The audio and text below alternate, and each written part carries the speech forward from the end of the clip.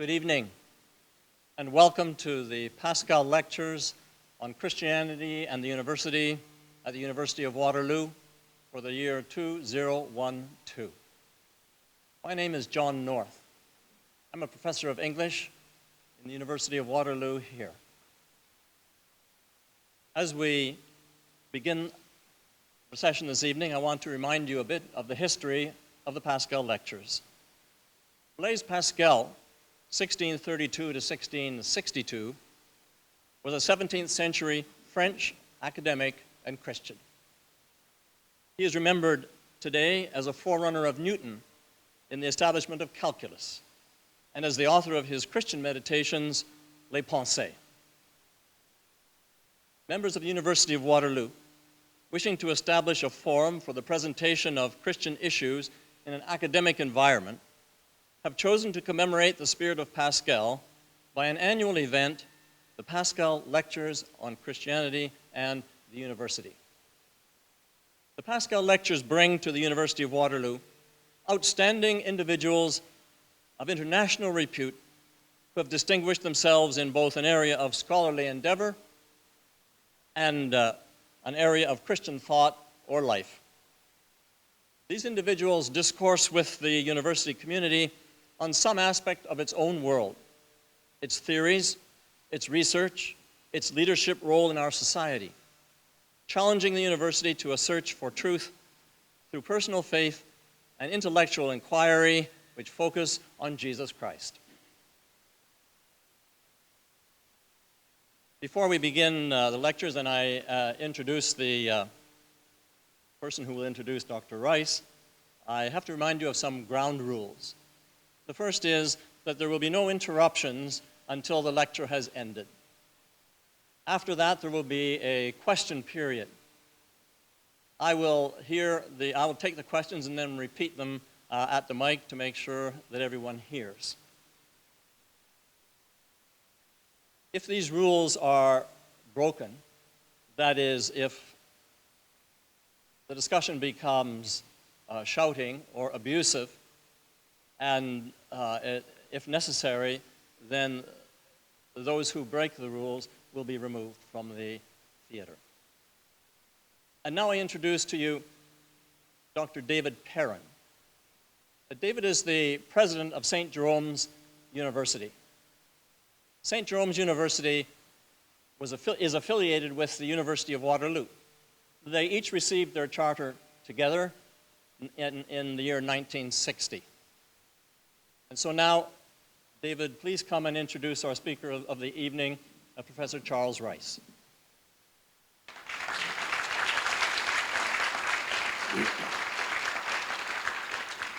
Thank you very much, John, and good evening, everybody, and welcome to the Pascal Lecture. On behalf of the University of Waterloo, I would like to welcome you to the 30th Annual Pascal Lecture on Christianity and the University. At its best, a university is both a place of learning and a place to question what we learn. Whether it is the stability of inherited wisdom or the flux of social mores, teachers and students alike come here to examine the knowns of our world in order to pull them apart in search of deeper truths. Tonight's Pascal Lecture is an important element of this ongoing search and reflection. Since 1978, the University of Waterloo has invited internationally respected scholars who have distinguished themselves in the area of Christian thought to present the annual Pascal Lecture. On the surface, Christianity and academia may appear at odds, but the best, the brightest thinkers throughout history have grappled with both. Blaise Pascal, after whom these lectures are named, was one such thinker. The famed 17th century mathematician, physicist, and inventor not only led the establishment of calculus and made important contributions to the physical sciences, he penned texts on Christian thought that are now considered classics of both religious writing and French prose. This very year, marks the 350 years since the death of Blaise Pascal. So it is perhaps fitting that tonight's guest speaker will probe one of the most fundamental questions of both Christianity and of society. What is right? What is wrong? And can humans innately know the difference? Our speaker is Dr. Charles Rice, a distinguished scholar and author lauded for his work in constitutional law and jurisprudence. Dr. Rice graduated law school in New York, serving in the U.S. Marine Corps and practicing law in New York City before entering academia in 1969.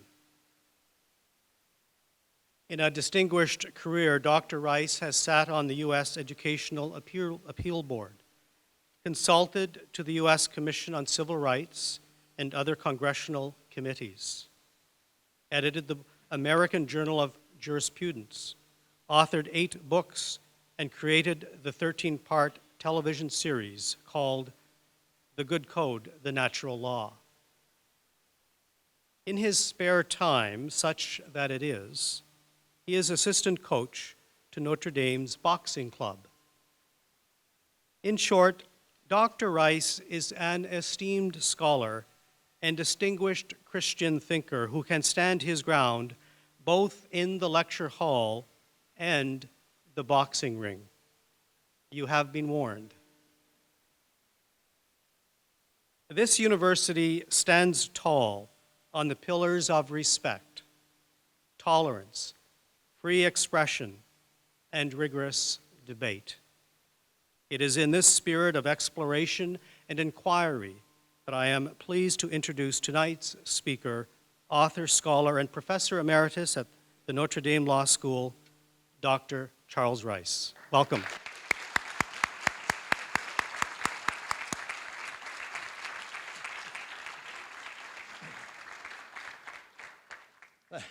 Thank you very much, Dr. Perrin.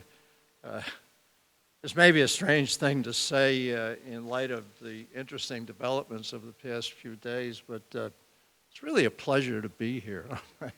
I'm glad to be here. I appreciate the introduction. One thing that was really not paid too much attention to is the fact that I'm a lawyer. I'm not going to tell you lawyer jokes. The fact is that the legal profession gets a bum rap. The reality is that 99% of the lawyers give the rest of us a bad name. So that's true. Look, I want to, first of all, express my great appreciation to John North and Stephanie Gregoire, who have taken the hits, the slings and arrows in these last few days. I appreciate very much their kindness and their generosity of their time. Now, what I'd like to do, I have a strict time limit. I'm told that I have to have you out of here by 11:30. But I want to make a kind of a preliminary statement to explain a couple of things. I got the invitation to the Pascal lecture, and I was surprised. I was honored. Don DeMarco, who was here for a number of years, has for many years been a good friend of mine. And so I know St. Jerome's and I know the Pascal lectures. And I accepted and put together an analysis, which actually I haven't drafted, and after we get through, I'm going to attach all the scholarly apparatus, the footnotes and all that, and submit it. But let me tell you what it's about, and then explain a couple of things. The point that I want to get into, the topic, is epistemology, all right, which is a 50-cent word meaning the science of knowing. How do you know? One of the persistent questions is the place of reason in the public discourse and in the law.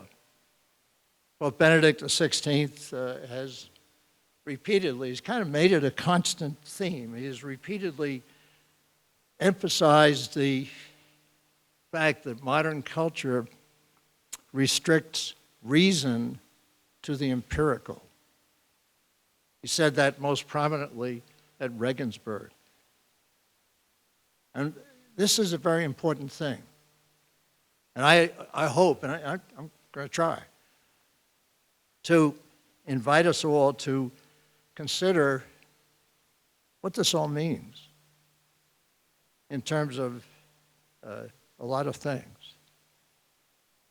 When we're talking about this question, you know, if reason can only reach the empirical, then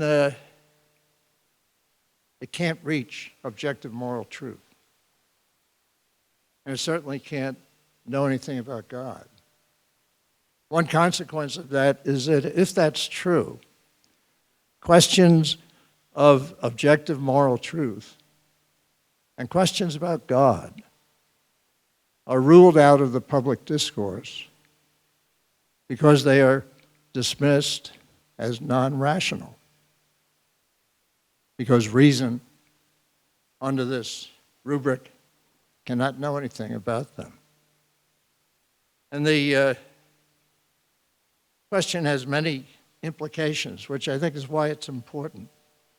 We lose the ability in that situation even to ask the question of whether a law is unjust. Because what is justice? If reason is limited to the empirical, if that's the proposition, and incidentally, that proposition cannot be demonstrated empirically. But if reason is limited to the empirical, what is justice? And how do we criticize the law as being unjust? And that's what I was looking forward to doing here, and I'm going to do it. We're going to cover other aspects of it, but I have to tell you I was frankly surprised by the objections to my participation in these lectures. I'm just a guy from Mishawaka, Indiana. I mean, and I'm flattered in a way that I should get such attention.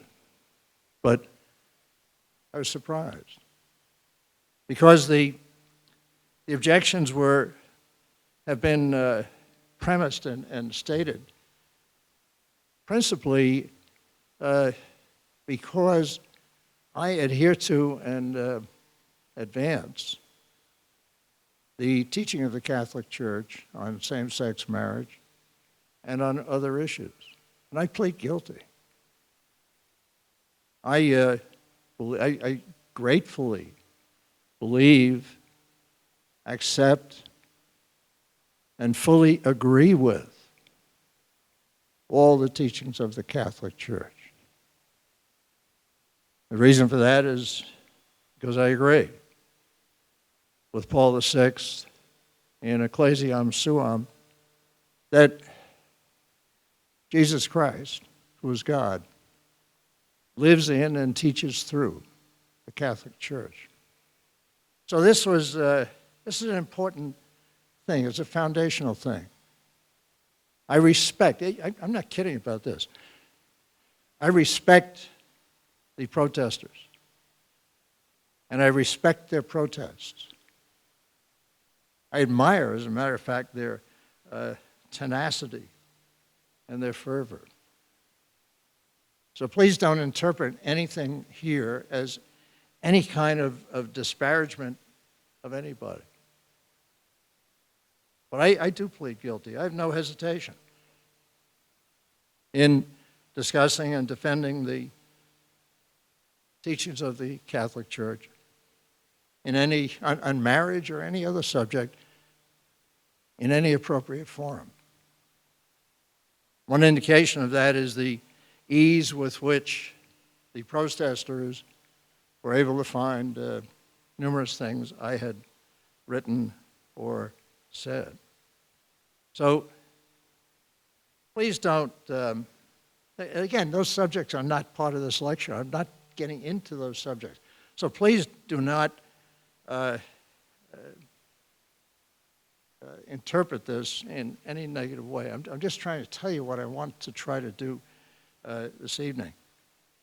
And please understand why, in my opinion, I think it would be a disservice to allow the important discussion that I hope we can have on that foundational, essentially epistemological issue, what can you know? I think it would be a disservice to allow that discussion to be diverted into the service of another agenda. And normally what I do is I just take the mic and I'll do this. I walk around and take questions during the talk. But the rule of the House is that questions come at the end, and that's fine. But please understand why, because I regard that very basic issue that I hope we can discuss. I regard that very basic issue as so important that questions will have to be limited to things covered explicitly in that lecture. And please understand the reason for that, because I don't want to have the focus on that very important possibility and very important opportunity for us to talk about it. I don't want to have that focus diverted. So I ask for your understanding, and I ask for your help in doing that. And again, the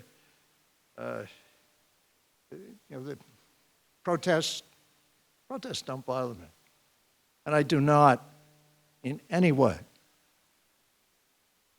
disparage the protests or the protesters. As I said, I kind of admire their fervor. So that's what we're going to do. I want to thank you all for being here, all of you. And let's get on with some kind of a discussion that I think will do us a lot of good. We're going to talk about conscience. I can never get this thing. Okay. We're going to talk about conscience, and we're going to talk about the different understandings of conscience and the what is broadly referred to as the Enlightenment in its effect on that. Then we're going to talk about the alternative view presented by the natural law. And these things, you know why they're important? They're important because we don't really address them. We don't really think about them. We tend to be caught up in specific issues without looking at really at the foundational things. Conscience, for example. You have a conscience? Do you have a conscience? Did you bring it? Did you bring it? What is it?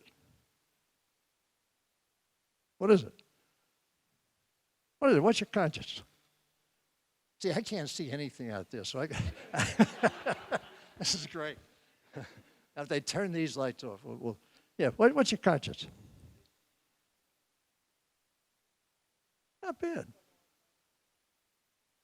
All right, okay. What does it do? Just sits there. What does it do? What does it do? What does your conscience do? Huh? Okay. Conscience, according to Thomas Aquinas, Thomas Aquinas lived in the 13th century. You probably don't know this, but because we don't make a big deal out of it, but he was a graduate of Notre Dame Law School. I had him in torts. He got a B. But Thomas said the conscience is the act by which we decide, by which we judge the rightness or wrongness of a particular action. It is, in its essence, judgment. Now, the big question today is conscience really judgment, where you're judging the rightness or wrongness of an act in terms of a standard, whether it conforms to some objective standard, or is conscience simply your decision? Whatever you decide is okay. John Paul II, in Veritatis Splendor, dealt with this, and he said that today, conscience has become merely a decision. That the tendency is to regard conscience as my unencumbered decision. And whatever I decide is right for me. And he contrasted that with the true focus on conscience, that is, that conscience is a judgment. And they say, well, what difference does it make? It makes big difference, as we'll see. And the reason for it, we ought to reflect on the reason why these things have come about. And they, broadly speaking, we're talking about the Enlightenment, right? The Enlightenment is the movement by philosophers and politicians over the last 300 and more years to organize society as if God does not exist. And so you have to ask questions. How do you know what's right or wrong? How can you tell? Well, the first premise of the Enlightenment is secularism. There's no God. Or if there is, he doesn't care. You believe in God? All right. Okay, good. All right. Not good. So, you know what I mean. You believe in God? No. Okay, that's 2-0. Okay, yeah. 3-0. Okay. Huh? You believe in God? Holy mackerel. Give me one. All right. Okay, yeah, can you prove it? Hey, okay. Can you prove it? Huh? What? What do you mean to yourself? Hey, what's this? Huh? The pen. Okay, well, let's use the mic. No, use the pen. All right? Here's the pen. All right? Why did it drop? No. Law of gravity has not been repealed, and it doesn't drop. God's will. Thank you for the compliment. No, come on. Why did it drop? I opened my fingers, right? All right. If you asked me, you said, okay, why did that pen drop? And I said, no reason. Would you believe it? Huh? Why not? No, I just said no reason. Or you ask me, you say, what caused that pen to drop? And I say, nothing. Would you believe it? Why not? I'll tell you why not. Because one of the things that's overlooked is that there are things that are self-evident.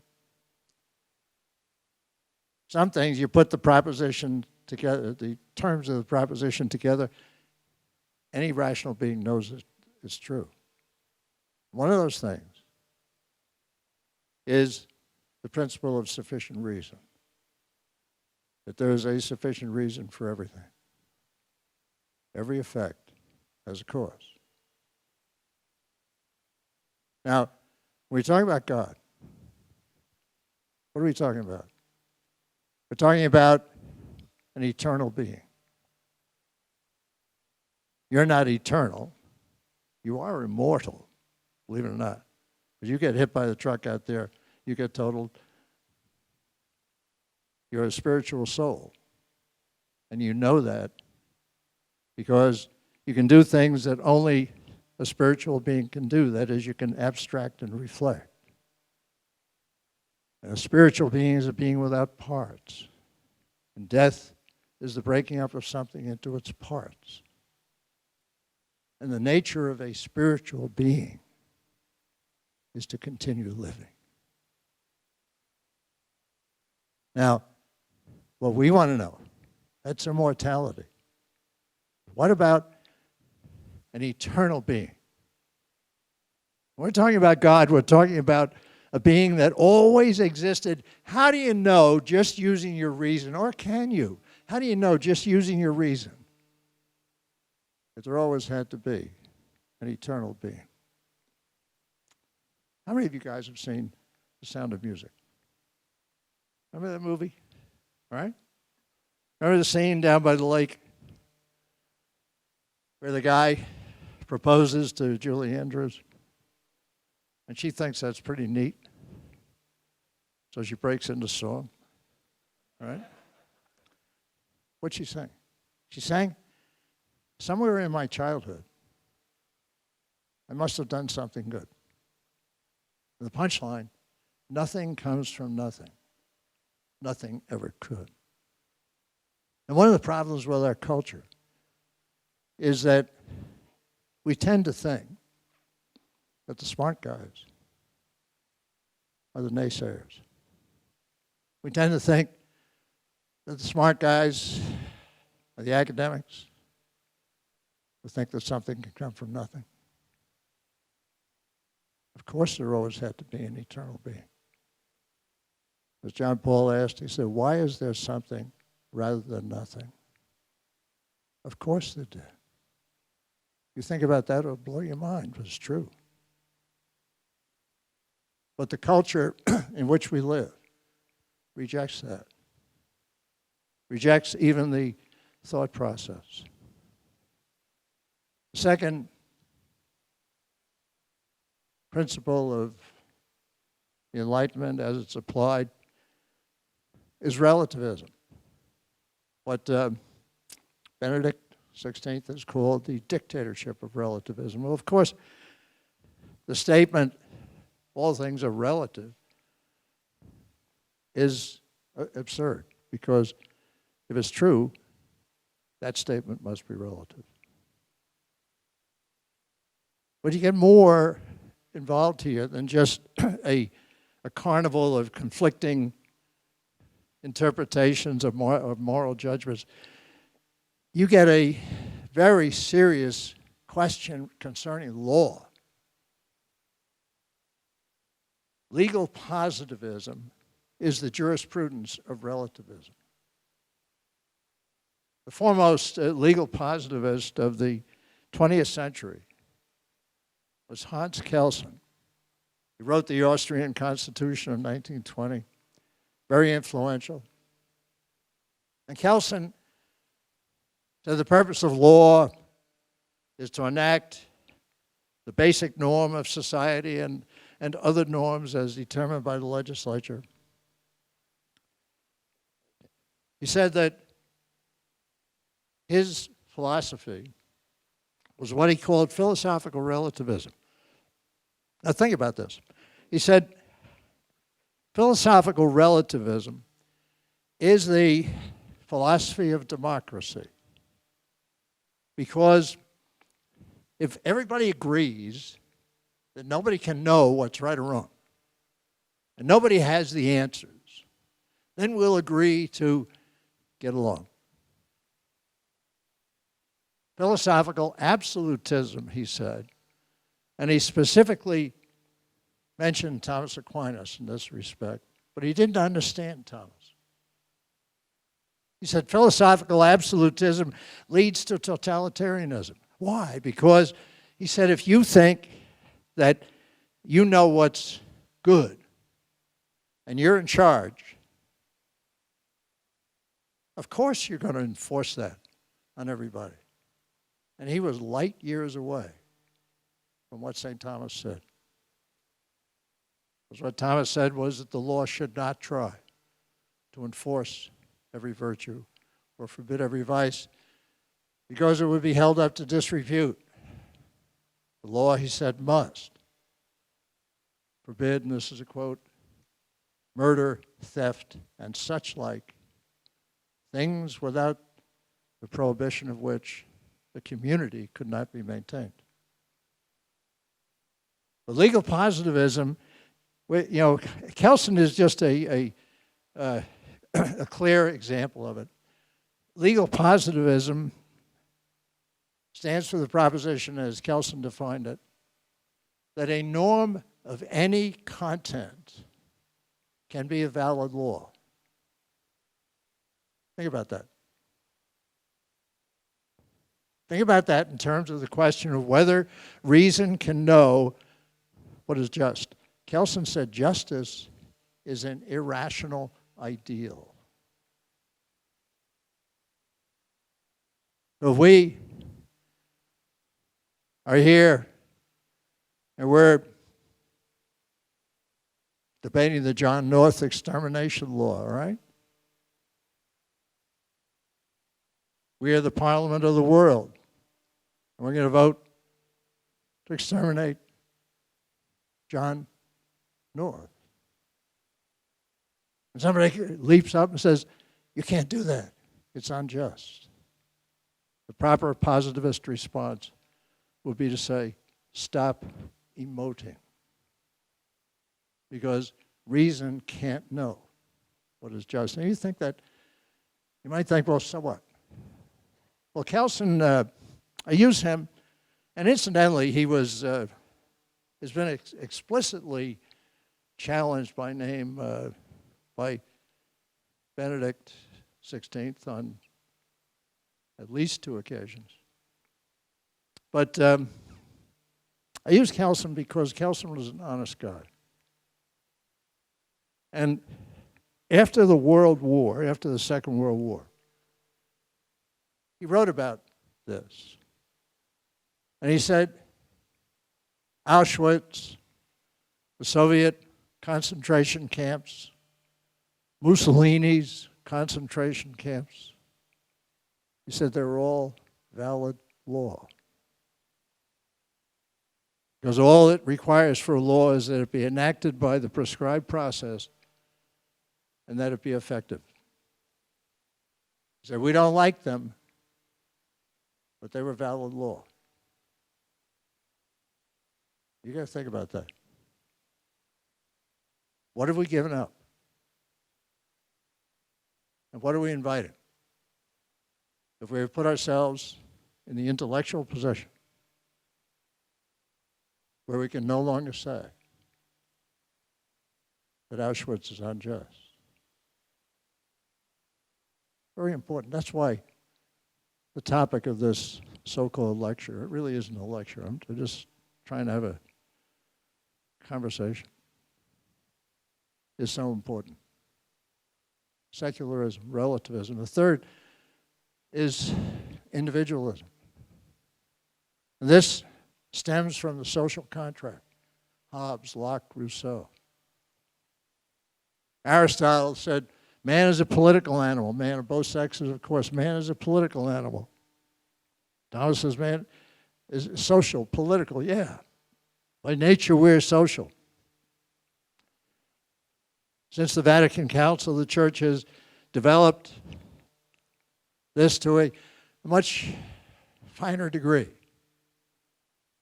John Paul has emphasized that the human person, like the persons of the Trinity, is by nature relational. Relation to others is not something we choose to do, even in accord with our nature. Relation to others is something we are. Am I my brother's keeper? John Paul or Cain asked. John Paul said the answer is yes. But the concept of the social contract, the concept of the Enlightenment individualism, is that there was this original state of nature. This relates to the nature of the human person, in which people were milling around and they were all isolated individuals. And for various reasons, they got together to form the state. The origin of the state here is horizontal. In the Judeo-Christian tradition, the authority of the state, the origin of the state, rooted in nature, but essentially comes from God. The people, from time to time, may decide who exercises that authority. But not so with this theory.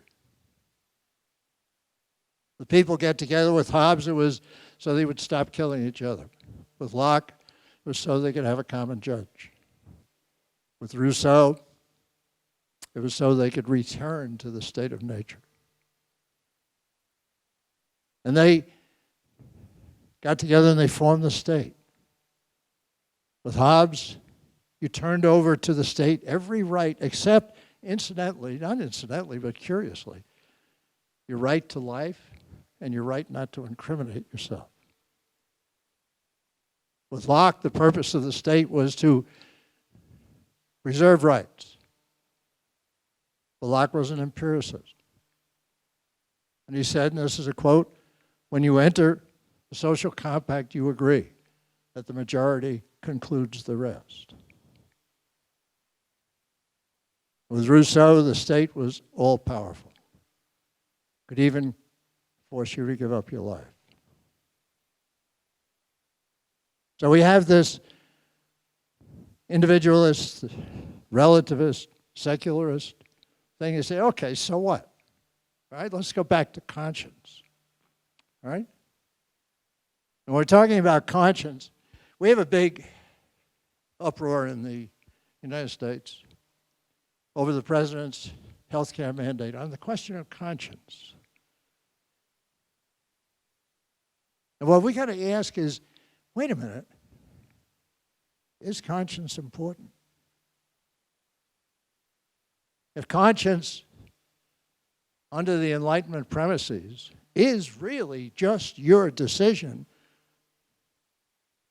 unencumbered by any objective criteria that apply, then it is really equivalent to your taste. Oliver Wendell Holmes, the patron saint, in a way, of realist American jurisprudence, said that the purpose of law is to enforce the tastes, use the word, the tastes of the dominant group in the community. Well, if you can't know right from wrong, if it's up to each individual to decide what's right for him or her, And if there's no God to worry about, why not? John Paul II, incidentally, took issue with Kelsen. Not by name, actually, but clearly. And where Kelsen said that relativism is the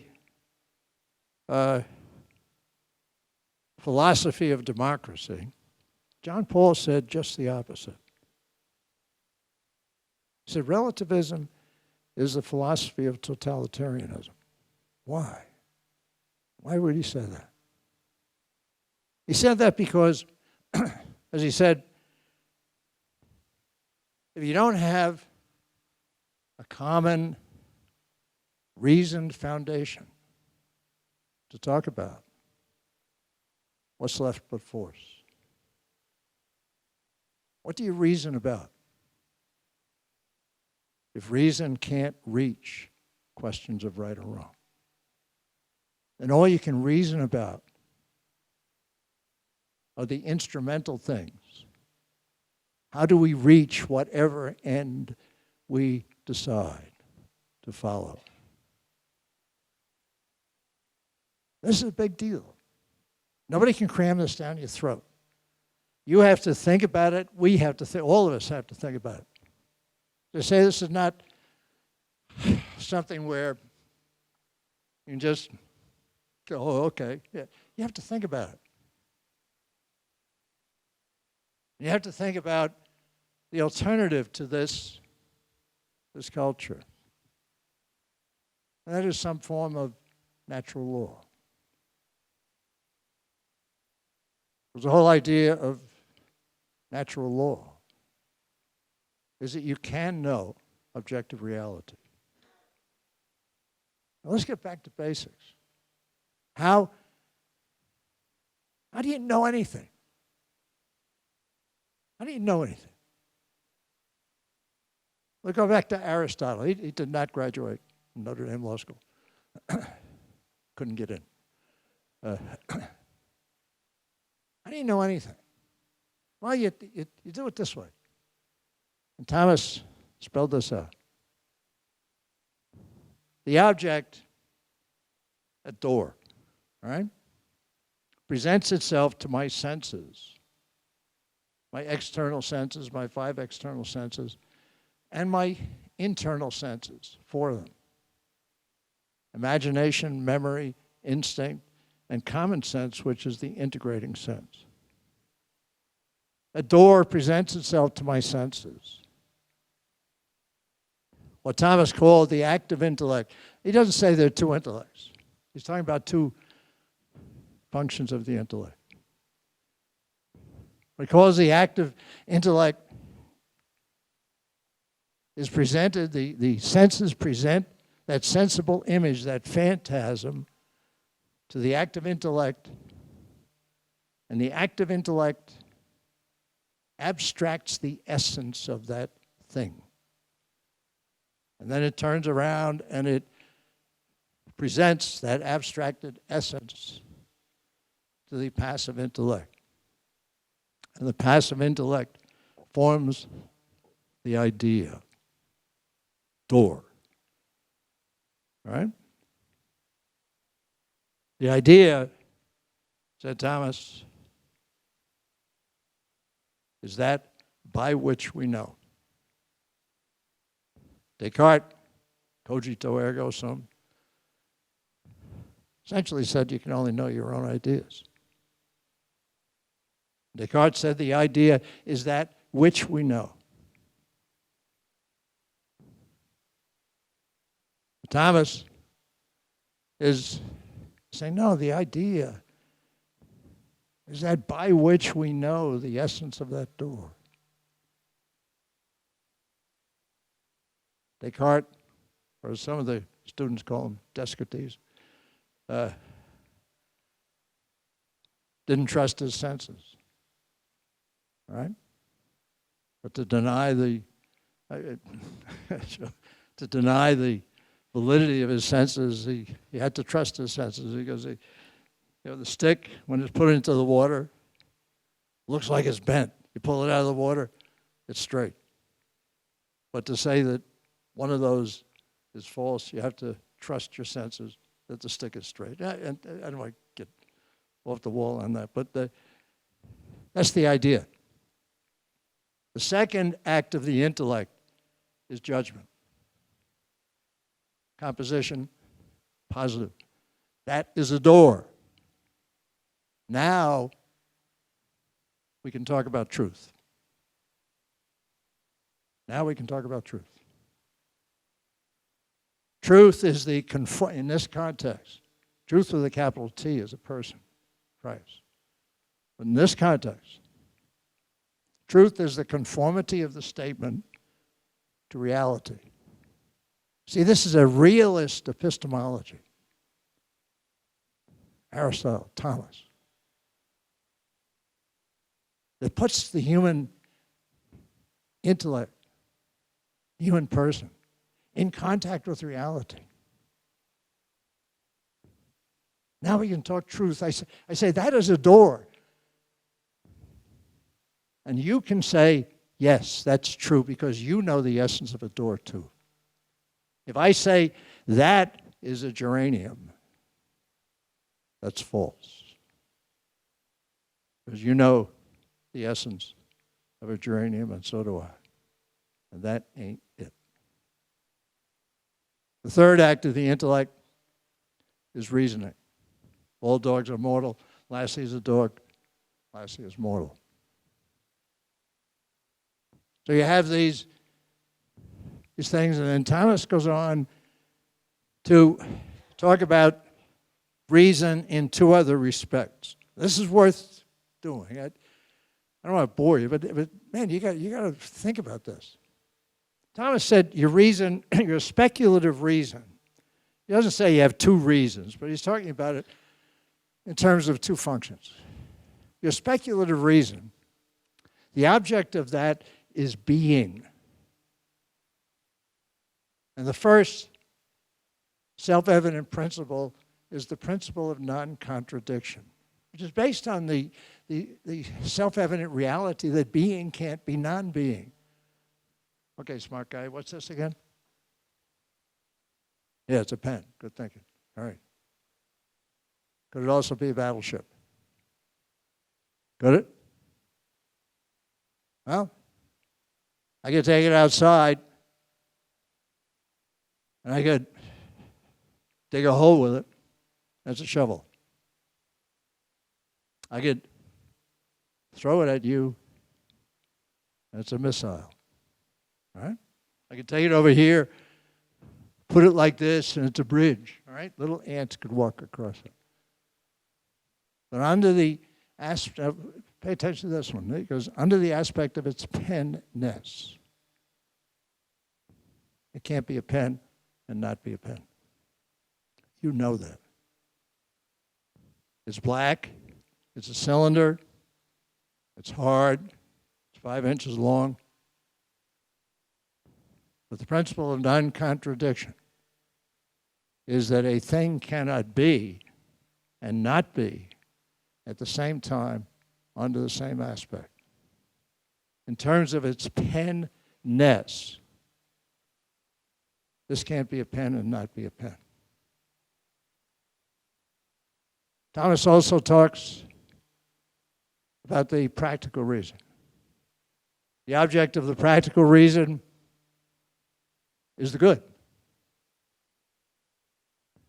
What does it mean to say something is good? What do you use that term all the time, but what does it mean?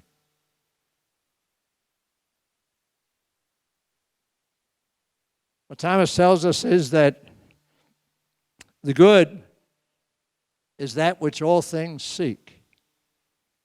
What do you mean? That's why, now we're in the springtime, all right?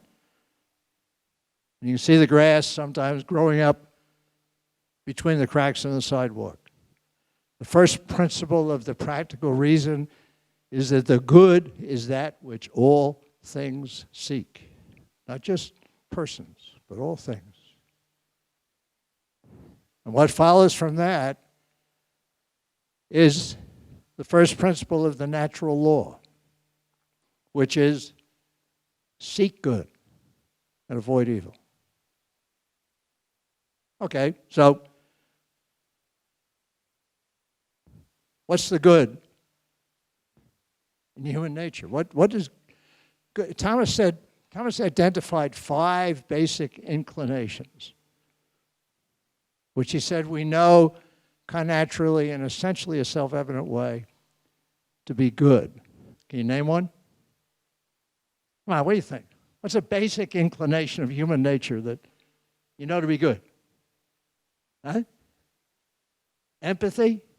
All right, you're in the ballpark, yeah. What do you think?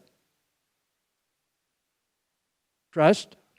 I'm talking about, okay, inclinations. Come on. What do you think? A basic inclination of human nature. Think about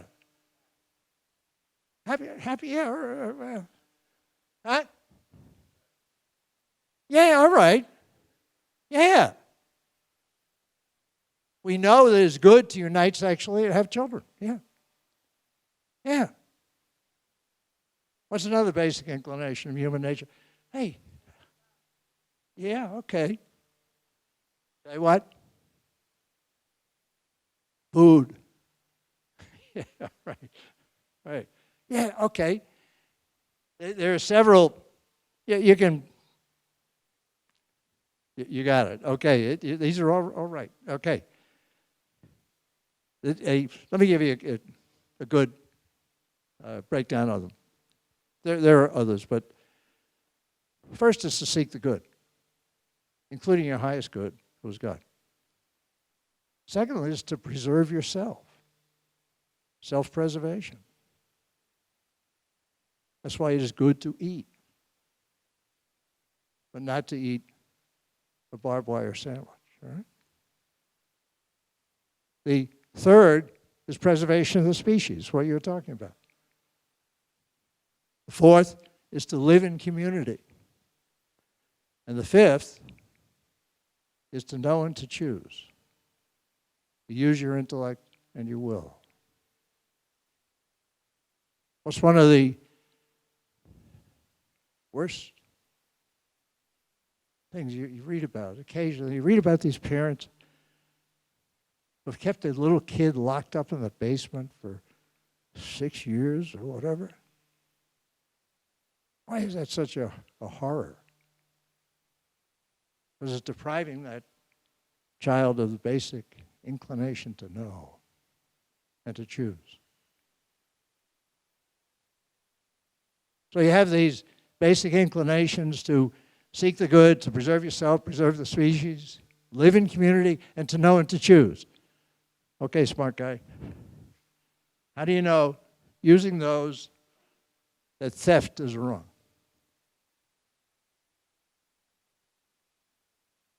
It what?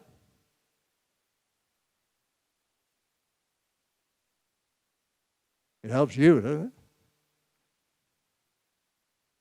Yeah, okay. What kind of yeah, you're right. What kind of a community would it be if it were open season on cars in the parking lot? Or, yeah. Or if you could take out a library book and never return it. Sure. You can reason to this. And you reason from all these basic inclinations, whether you're talking about marriage or whether you're talking about theft or whether you're talking about murder or whatever. But here's the problem. You're going to find pretty soon that sincere people will take opposite positions. You know that all the time. If you have people who sincerely take opposite positions, you pick the moral issue, you pick it. One thing you know is they can't both be right. How do you tell? All right, first thing, this is very important. When we're talking about the natural law, All we're talking about is our ability through reason and faith, but through reason, to know objective moral wrong. If somebody does an objective moral wrong, he's culpable for that only if he knew it was wrong and willed to do it. And you are not the judge of that. Sometimes you are, but generally you're not. If you're a confessor, a juror, a judge, sure, you have to judge culpability. But please don't fall for the argument that those guys who talk about natural law are saying that if you do what they think is wrong, you're going to hell. Question of subjective culpability is a separate question. It relates again to the question of conscience.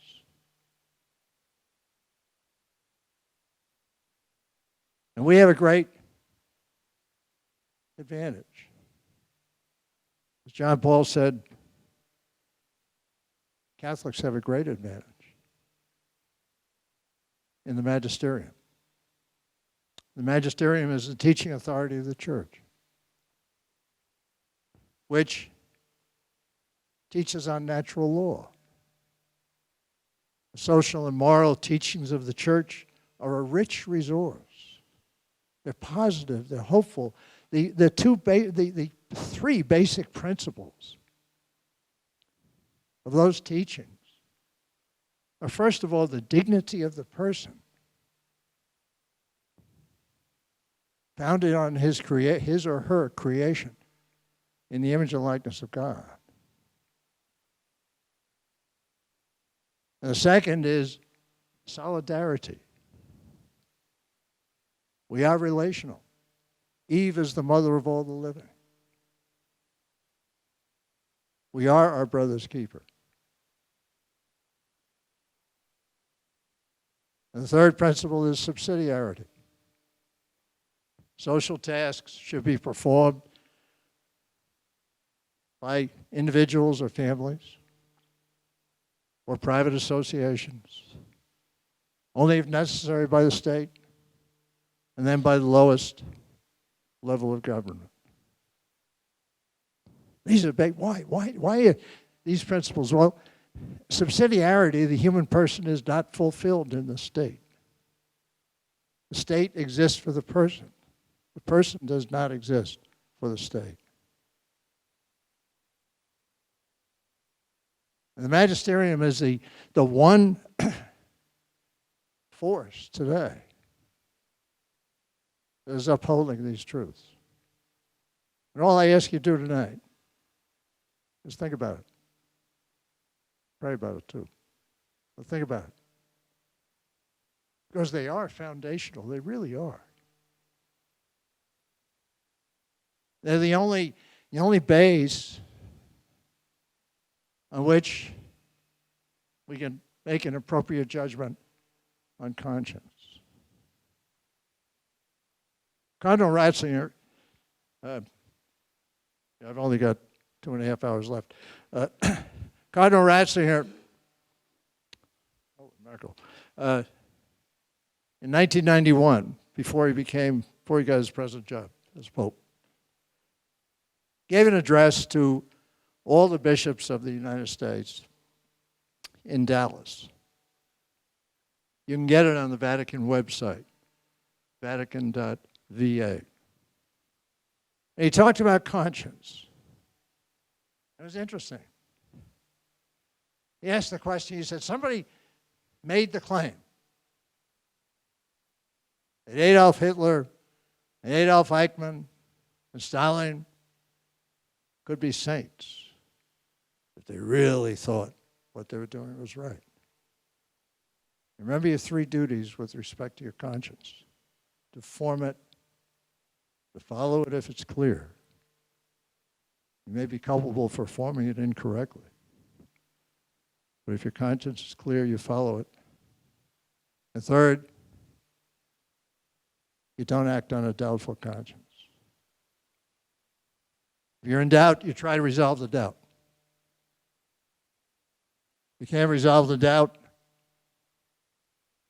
you take the safer course. I got this mic here. It's a neat toy. And I'm thinking, I'm going to take it. I got a dog that like to play with it. All right? I'm going to take it. And like I say, no, I shouldn't take it. Yes, I should. If they let a guy like me handle it, they deserve to lose it. All right? No, I shouldn't take it. Yes, I should take it. I know that if I don't take it, I'm not doing anything wrong. Conscience. But Cardinal Ratzinger went further. He said, talked about conscience in terms of what St. Thomas called synderesis, which is the general moral equipment we have for making these decisions.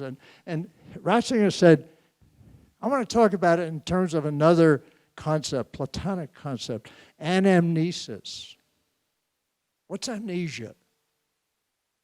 Forgetfulness, right? An is the negative. Anamnesia, he said, is a remembrance imprinted in us. It's kind of like the inclination to seek the good. It's a remembrance imprinted in us of the way things were before the fall. And he said, today so many people look at the magisterium in this individualistic mode, according to which any and all authority is oppressive. Any and all authority comes from the outside as a restriction on your freedom.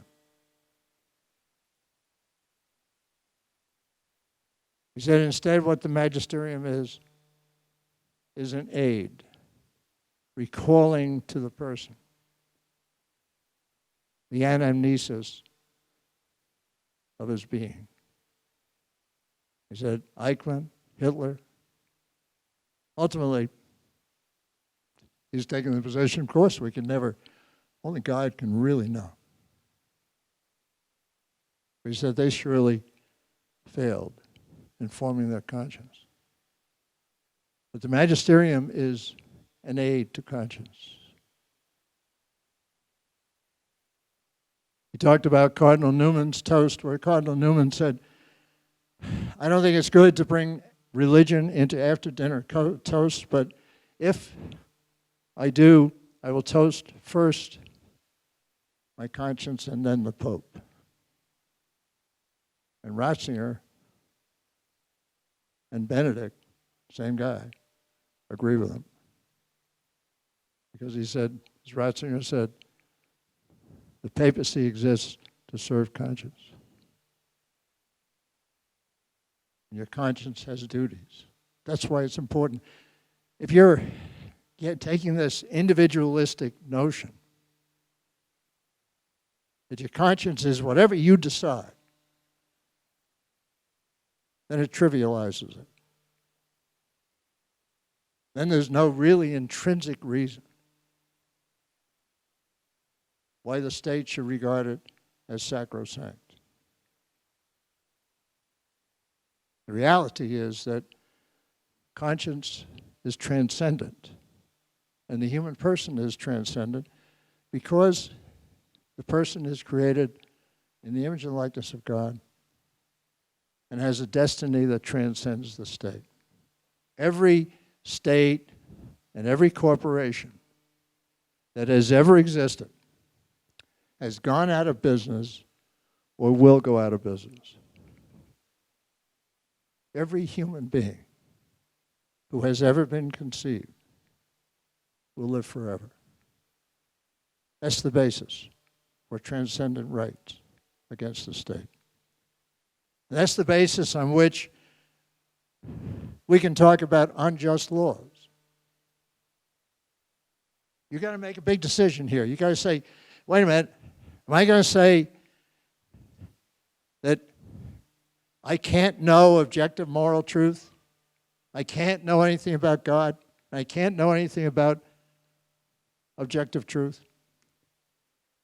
You're going to say that, it's a straight line from that to legal positivism, where there's no such thing as an unjust law. Only if you're able to say the human reason, and of course faith and reason are two wings, as John Paul said, on which we rise to the truth. But only if you're able to say that human reason can reach moral truth. Only then can you stand up and say a law is unjust. St. Thomas said there are two kinds of unjust laws. One, contrary to human good. Human good because it's beyond the authority of the lawgiver. As if President Perrin announced, ladies and gentlemen, this morning, on behalf of St. Jerome's University, I have declared war on France. Right? You say, sorry, Prez, you don't have that authority. Or something that's oppressive. A 99% income tax. Hey, wait a minute. Or something that's a serious violation of equality. Have you ever heard of Rosa Parks? Sure, you know that. You know her, right? Who'd she play for? Huh? What was she? Okay. She was the lady during the 1955 Civil Rights Movement who refused to give her seat to the white guy. The law of Alabama required that a black person sitting in a seat in the bus, if there were no vacant seats and a white person was standing, had to give his or her seat to the white person. Unjust law? Yes. Was she obliged to disobey it? Huh? She was? Suppose there was a guy, instead of 1955, suppose it was back in 1937, when things were a lot tougher. There was a little black guy in the bus. The white guy is standing. Is he obliged to disobey that law? He knows if he doesn't give that seat to the white guy, the Ku Klux Klan guys with the hoods are going to come around to his house that night and injure or kill his family. He's still obliged to obey that law, to disobey that law? Does he have to say, no, I'm going to stand for principle?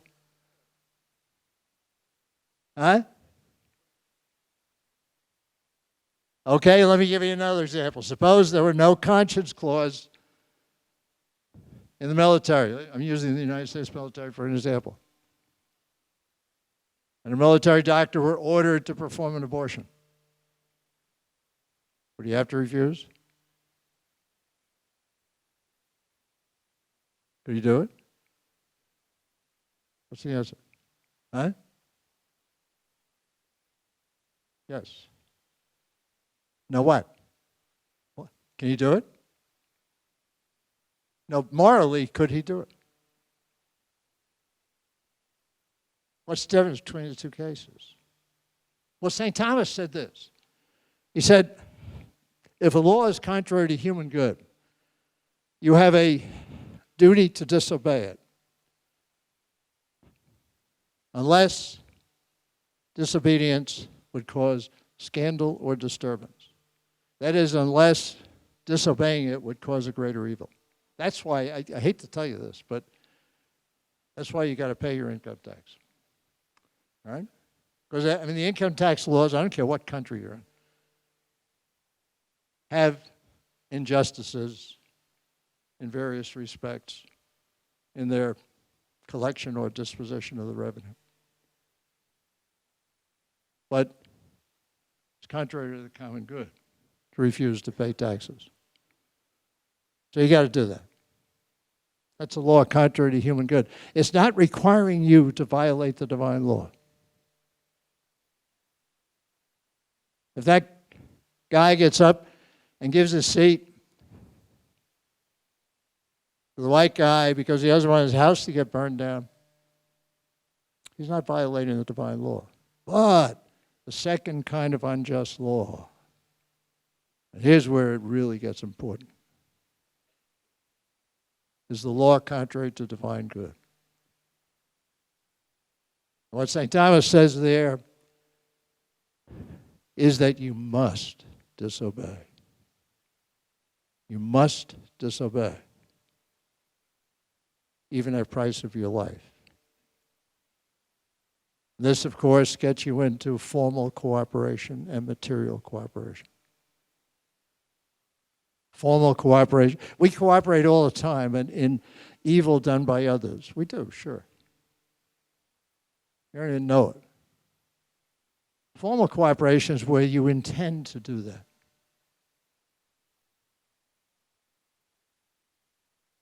Material cooperation is where you don't intend. But if it's proximate and very material, it could be wrong. It depends on the facts. But you see, the difference is, and this is where it gets serious. I'm going to wrap this up in just a minute. But the difference is that we're talking about, this is why this subject is so important. I didn't want to distract it. We're talking about the difference between being able and unable to stand and affirm the transcendence of the person over the state. And it goes back to the epistemology. It goes back to the question of objective truth and God. If you're incapable of affirming objective truth, if moral judgments and anything you say about God have to be kept in a box, then the state is God.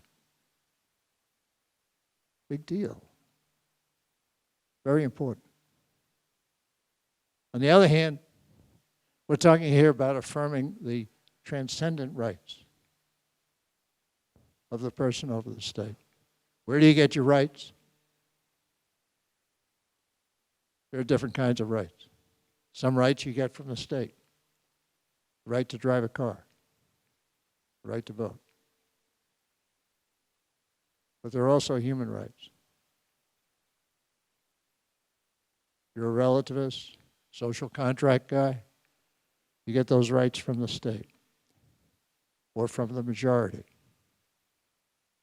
But if they give them to you, they can take them away. Only if you're able to affirm. As the American Declaration, the United States Declaration of Independence affirms, that you're endowed with your rights by your Creator. Only there can you assert those transcendent rights. Remember that this is founded on nature, too. This is not fideism. It's founded on nature.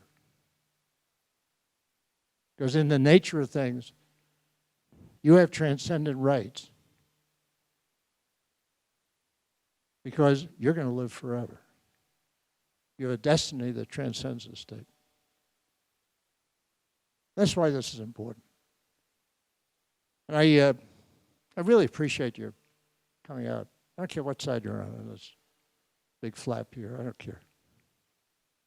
I really appreciate you coming out.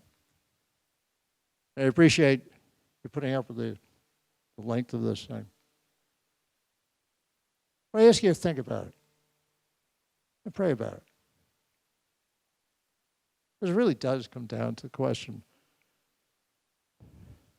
who am I, where did I come from, where am I going? And it comes down to the question of God. And it comes down to the question of a common moral code underlying our society. Without that code founded on objective reality and ultimately founded on God, society and culture are in quite a bit of difficulty. So, I appreciate this. Don't worry about it. God is not dead. He's not even tired. All right? So, I appreciate your patience, and I hope you all get home alive. So I really want to emphasize again that I appreciate all of you coming out. And you meet any of the protesters, tell them they have my respect. They have my admiration, in a sense, for their willingness to stand up and do that. Thank you very much. God bless you.